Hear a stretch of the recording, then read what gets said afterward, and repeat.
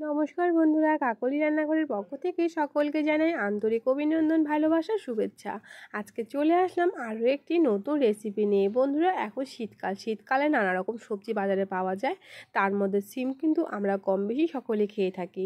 সিমের কিন্তু আমরা অনেকেই অনেক ধরনের রেসিপি ট্রাই করেছি। আজকে তৈরি করব সিম ভর্তা। এই সিম ভর্তা দিয়ে গরম গরম ভাত কিন্তু এক থালা অনায়াসে খেয়ে নেওয়া যায়। তাহলে চলুন কিভাবে সিম ভর্তাটা তৈরি করব সেটাই দেখে নিই। তার জন্য সবার প্রথমে এখানে 250 গ্রাম সিম ভালো করে ধুয়ে পরিষ্কার করে নিয়েছি। সিমটাকে তো আমি ছোটো ছোটো টুকরো করে কেটে নিয়েছি। গ্যাস ওভেনটা জ্বালিয়ে আমি এবার সিমটাকে একটু ভাপিয়ে নেব। শুধু কিন্তু ভাপাবো, সেদ্ধ করব না। তাই সিমটাকে দিয়ে সামান্য একটু জল দিয়ে ভাপিয়ে নেব, যাতে করে জলটাও শুকিয়ে যাবে, সিমটাও মোটামুটি সেদ্ধ হয়ে আসবে।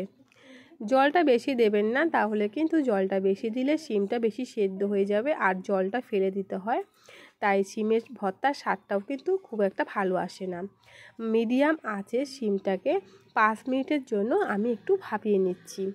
দেখুন, সিমটা কিন্তু মোটামুটি ভাপানো হয়ে গেছে, জলটাও শুকিয়ে এসছে।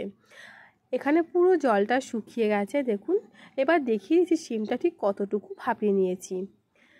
সিমটা কিন্তু ঠিক এইরকম ভাপিয়ে নিতে হবে, একদম গলে যাবে না, সামান্য একটু নরম হবে, ঠিক এইরকম। গ্যাসের ফ্লেমটা বন্ধ করে সিমটাকে একটু ঠান্ডা করে নেব। এবার আমি সিমটাকে একটা পেস্ট করে নেব। তার জন্য একটা বড় সাইজের মিক্সার জার নিয়ে নিলাম। জারের মধ্যে নিয়ে নিচ্ছি ভাপিয়ে রাখা সিমগুলো। সিমটা দেওয়া হয়ে গেছে। এবার আমি এর মধ্যে কিছু উপকরণ দিয়ে দেব। প্রথমে দিয়ে দিচ্ছি 2টো কাঁচা লঙ্কা, দিয়ে দিচ্ছি 5 কোয়া রসুন, হাফ চা চামচ কালো সর্ষে, দিয়ে দিচ্ছি এখানে কিছুটা ধনেপাতা। সব কিছু দিয়ে কোনো রকম জল ছাড়াই কিন্তু পেস্টটা তৈরি করে নিতে হবে। দেখুন, একদম মিহি পেস্ট তৈরি করে নিয়েছি।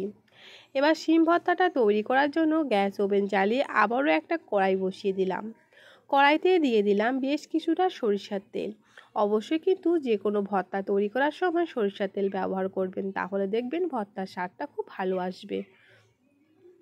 তেলটা গরম হয়ে গেলে তেলের মধ্যে দিয়ে দিচ্ছি বড় সাইজের একটা পেঁয়াজ কুচি। পেঁয়াজটা কিন্তু আমি পাতলা পাতলা করে কেটে এরকম ব্রেস্তা করে তুলে নেব। যে কোনো ভর্তায় এরকম লাল লাল পেঁয়াজ ভাজাটা দিলে কিন্তু খেতে খুবই ভালো লাগে। তাই পেঁয়াজটাকে আগে লাল লাল করে ভেজে তুলে নিতে হবে। ওই তেলের মধ্যে দিয়ে দিচ্ছি 2টো শুকনো লঙ্কা। একটা লঙ্কা আমি তুলে নিচ্ছি, আর একটা লঙ্কা কড়াইতে রেখে দিলাম। দিয়ে দিচ্ছি তেলের মধ্যে হাফ চা চামচ কালো জিরে। কালো জিরেটা আর শুকনো লঙ্কাটাকে আমি আরও 1 সেকেন্ড একটু নেড়ে চেড়ে এর মধ্যে পেস্ট করে রাখা সিমটা দিয়ে দিচ্ছি। সিমের মধ্যে কিন্তু আমি কাঁচা লঙ্কা, রসুন, ধনেপাতা, সর্ষে দিয়ে বেটে নিয়েছি।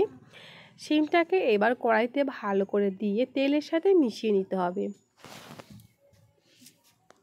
গ্যাসের ফ্লেমটা মিডিয়াম টু হাইতে রেখেই ভর্তাটা তৈরি করে নিতে হবে।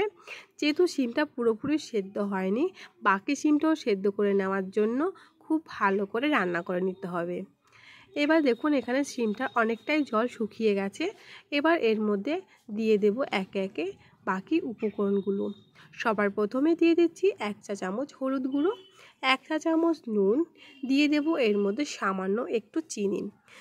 চিনিটা কিন্তু একদমই অপশনাল বন্ধুরা, দিলে কিন্তু সিম ভর্তার টেস্টটা বেশি ভালো আসবে। সব কিছু আবারও মিশিয়ে নিচ্ছি সিমের সাথে। এটা একদম যখন কড়াই থেকে উঠে উঠে আসবে, তখনই কিন্তু বুঝতে হবে সিম ভর্তাটা রেডি হয়ে গেছে। তখনই কিন্তু গ্যাসের ফ্লেমটা বন্ধ করে দিতে হবে। তাহলে বন্ধুরা, দেখেই বুঝতে পারছেন এই শীতে দুর্দান্ত স্বাদের সিম ভর্তা একবার হলেও তৈরি করে খেয়ে দেখবেন। সবার শেষে ভাজা বেরেস্তাটা দিয়ে দেব।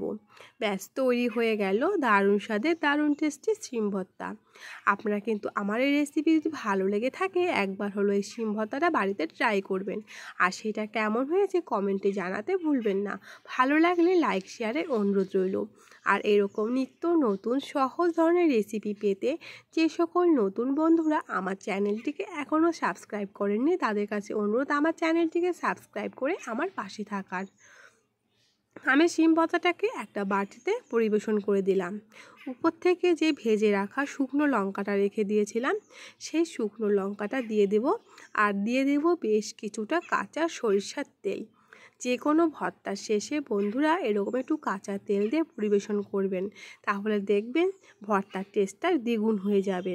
তাহলে দেখেই বুঝতে পারছেন কতটা লোভনীয় হয়েছে। আজকে এখানে বিদায় নিচ্ছি, আবার আসবো নতুন কোনো ভিডিওর সাথে। ধন্যবাদ।